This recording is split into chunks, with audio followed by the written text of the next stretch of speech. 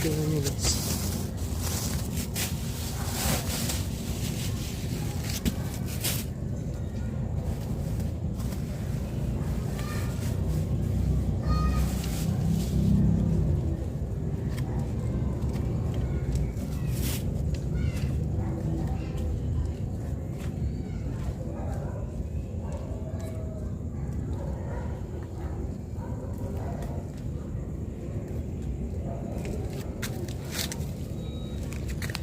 Tingnan nyo guys, yung ginawa ko. So yung mga food waste binaon ko dito sa bakuran namin.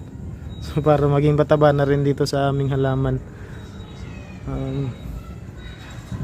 Yun.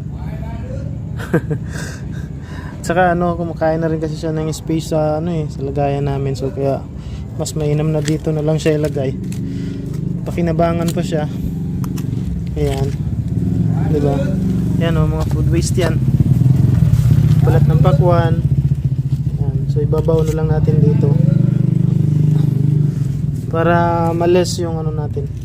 Konti lang yung basura natin. At the same time, tataba pa yung lupa natin. Yan. Diba? Tapos tapak-tapakan na lang.